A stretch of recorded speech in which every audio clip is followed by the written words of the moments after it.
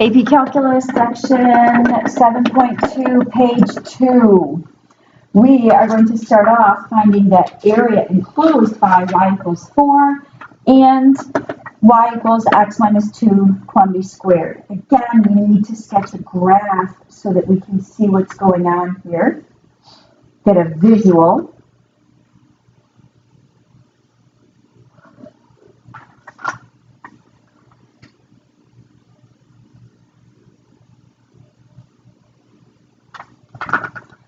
Okay, y equals 4, horizontal line, height of 4. Y equals x minus 2 quantity squared. That's a parabola that opens up, that has been shifted 1 unit to, or excuse me, 2 units to the right. So vertex is right here. Then either remember your pre-calculus to generate these points, or plotting points to figure out what this looks like.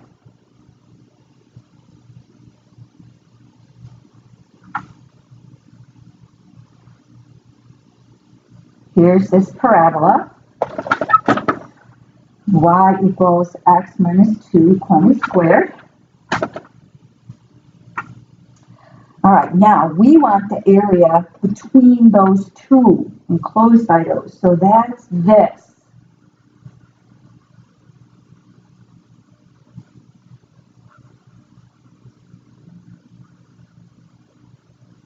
If we were to just do the integral of this function, that would actually give us the area underneath the parabola. So it would give us this stuff here and here. But that is not what we want. We do not want the stuff underneath that parabola. We want that blue shaded stuff. So in order to get that blue shaded stuff, we are going to have to take the area underneath that line, which is this square in this case, and then subtract off the area underneath that parabola.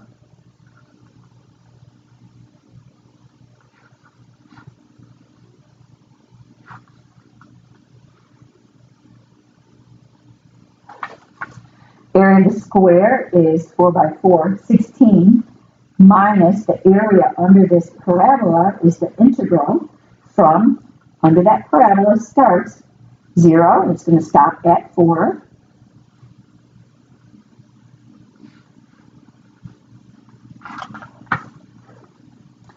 Oh, let's see. I think I would probably do a u substitution here to solve this.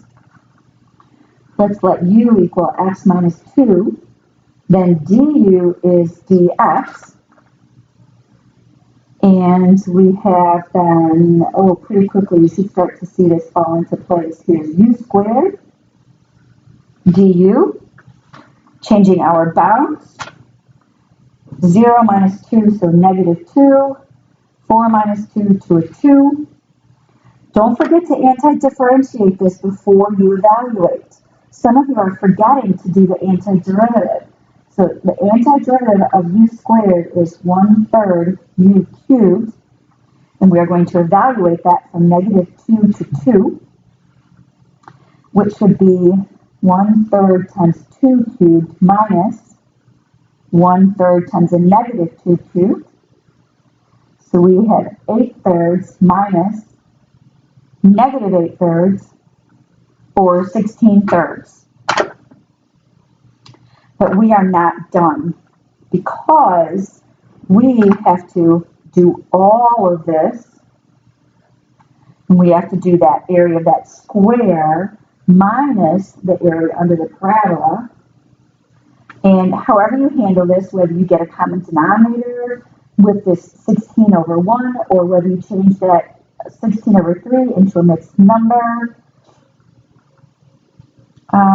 which I'll probably do. 16 minus 5 is 11, minus 1/3, 10 and 2/3. There's the final answer for area of that blue shaded section. All right, now using this one to kind of look at when we wanted to find the area between two functions, what we did is we found the area underneath the top function, which in this case we got intuitively by doing area of that square, but really that's the area under the top function, which was this, minus then the area underneath the bottom function, which is this. And rather than finding two separate areas and then subtracting them, what we could do is combine these into a single integral and look at this as the area from A to B of the top function minus the bottom function. If you're not understanding that just yet, that's okay. Give me a couple of minutes to get through this next example and see if that cleans up for you. So we are going to find the area enclosed by these two functions. So again, we have to sketch a graph.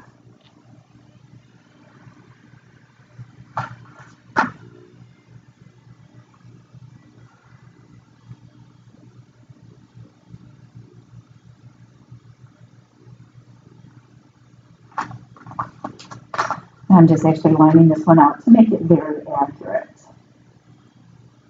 Or pretty close to accurate as we can be when we sketch by hand. All right, I'm going to graph this one first. G of x is x squared, and I'm going to pull that in pink. 0, 0, 1, 1, 2, 4, negative 1, 1. And negative 2, 4.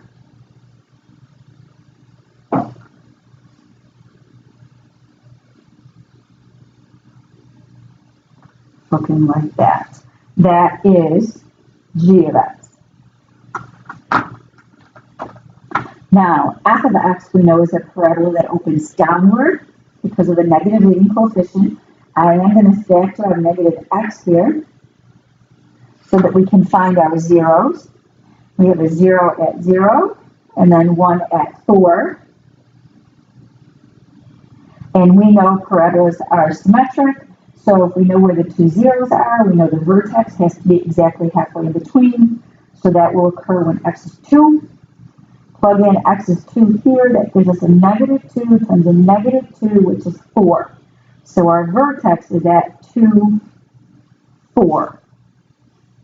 We know this is a parabola opening downward, so we can go ahead and sketch this in. I'll turn my page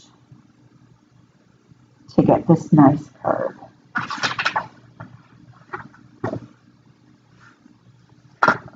Okay, the region between those two is this.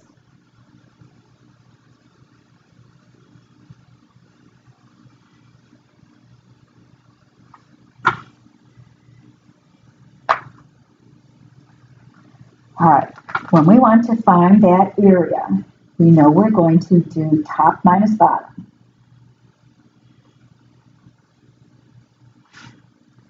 All right, sometimes it helps to put something vertical in here. If I use my pen, which color hits the top, comes from the top, coming from the top is the green function. The green function is on the top side of this vertical piece.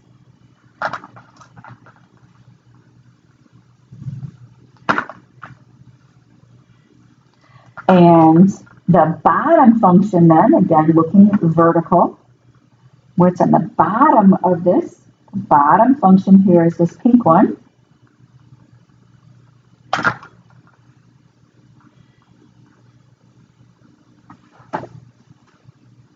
Our green function was this, negative x squared plus 4x. So negative x squared plus 4x minus the pink function, which was x squared, and then bounds. Here's all the points of intersection. Where does it start intersecting to where does it stop? Starts at 0, 0, stops at the point 2, 4. Our integral is all in x's, so we want x bounds here.